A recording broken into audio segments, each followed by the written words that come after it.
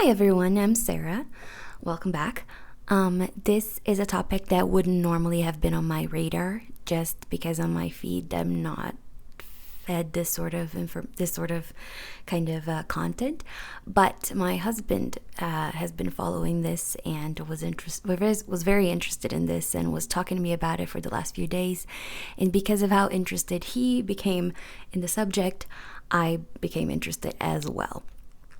And I never had much opinion about the topic until, I started looking into it. And because so many parents allowed their kids to watch MrBeast, and I've seen so many kids be absolutely obsessed with him, it's definitely something that I thought was worth discussing. So for those of you who are not aware of what's going on, there's been a former employee of MrBeast company that I will have a link to his video down below, that has made some pretty serious accusations about their business practices and some things that I don't think most people would have considered, wouldn't have associated with the brand. And I thought they were important enough that parents should know about. Obviously, I'm not part of the MrBeast demographic, but I do have little brothers who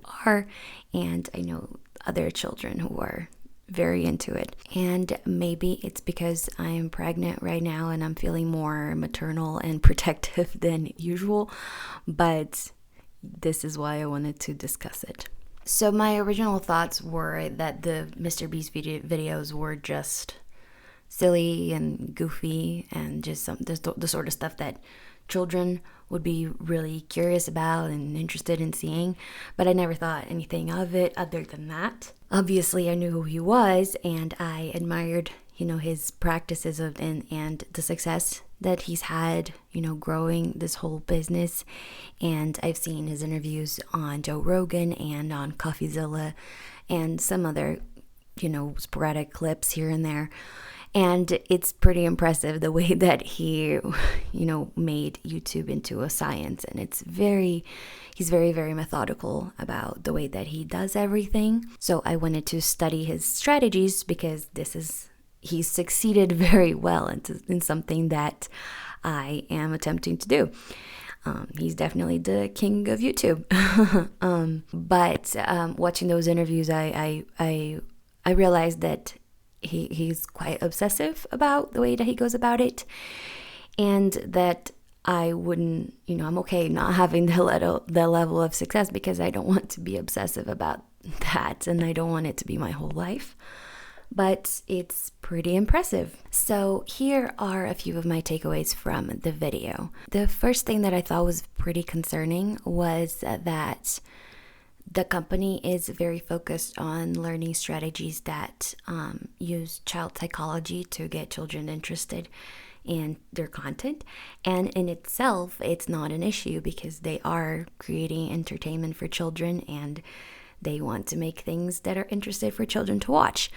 But since there have been some allegations of sexual misconduct with higher-up employees who have been engaging in illegal behavior with young children, that's very concerning because when they have access to information that allows them to engage with children better and possibly get them to do things that they would normally do, and in using their influence and their connection to MrBeast might make children willing to manipulate children into doing things they wouldn't normally do. The bulk of the video was mostly focused on the strategies used to grow the channel, which are subscribe now and you might get this and you might get that. He uses money a lot in a way to get people to subscribe and to like and to engage with his content.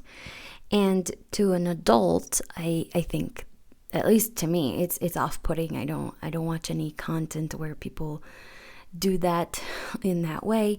But to children who are, watching their idol and they want to make him happy, they're very impressionable, and that gets, children aren't able to see through those sort of strategies. I was pretty shocked at some of the things that this guy showed on his video. There's a part where he's showing a few live events that they've done where they're signing shirts, and they're saying like, for the person who buys in the next 5 minutes, you're gonna get this money with your order, and then they don't follow through. And most adults wouldn't fall for things like that, because we've been around the block enough to know that any of those things and the chance of winning those things are very little, and we don't typically trust on someone's word alone to ensure that they're going to do something they say they're going to do. But obviously children are vulnerable to this tactic, as well as other people who may not be in full control of their faculties. So I did think that was pretty concerning. Just that fact, and the fact that they can manipulate children into doing certain behaviors in this way in hopes of getting something is something that I wouldn't want my daughter exposed to. Another thing that I was shocked by while watching was that there was this bit where MrBeast Jimmy, I believe is his name, is with this man, and he's about to try to taste his chocolate brand. It's called Feastables, which I had no idea they made food. And he's very adamant about how the chocolate is amazing. It's the best chocolate ever, and it tastes amazing, and it's the healthier, better ingredients, only a few ingredients, and this and that.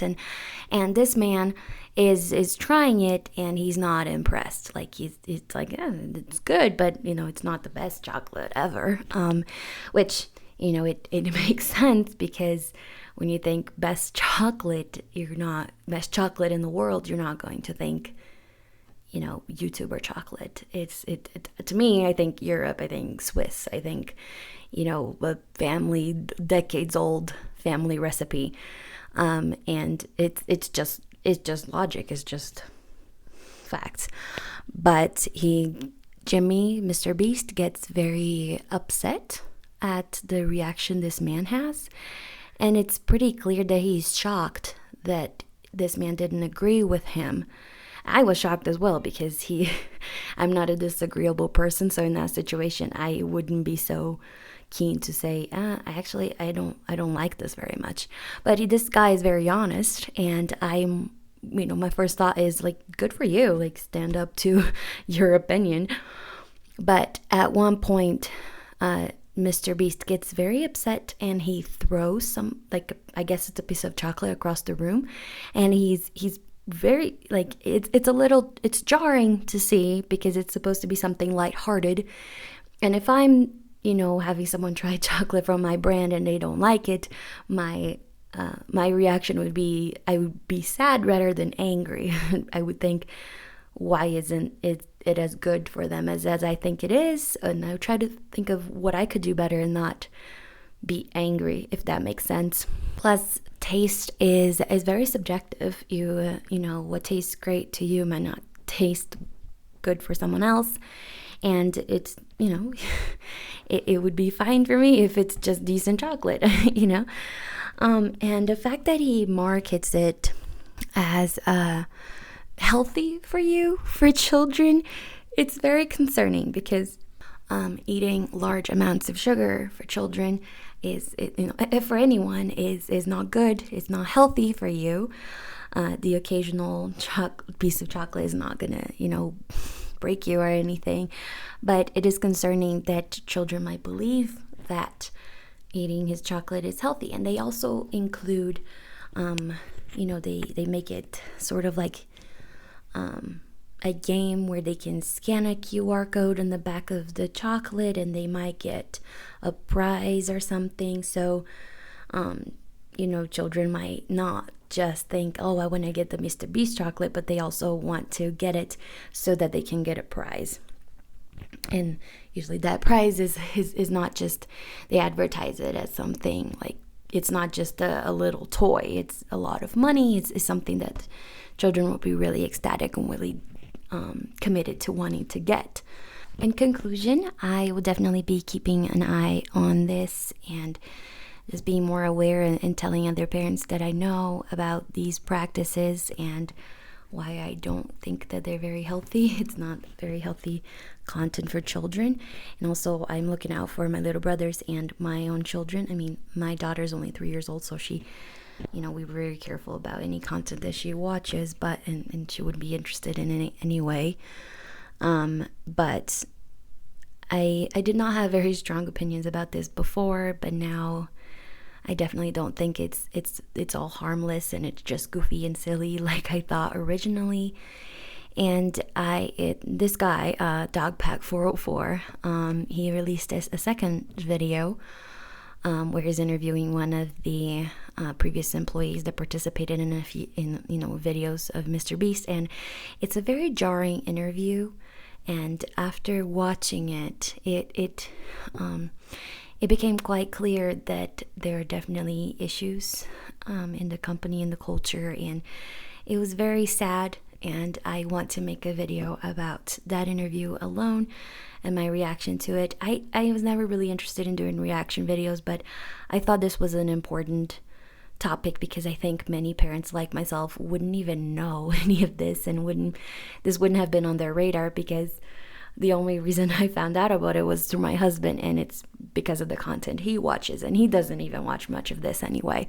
So I don't think that it would be in the older parents' generation's radar, and I think it is important, and I think it makes it targets the most vulnerable and the innocent. And I do believe that there are more serious things going on than this, but I will keep an eye on it and encourage others to do the same, especially for something that has so much influence over our little ones. And so yeah, these are my thoughts on it. Let me know what you think about it. Go on and watch the Mr. Dogpack's video. I believe his name is Dawson, but I'm not 100% sure. And I thought it was very interesting, and I thought he was very brave to go forward with it, and his videos are blowing up, and he's not monetizing it, and I think that shows a lot of integrity. So let me know what you think down below, and I'll see you guys next time.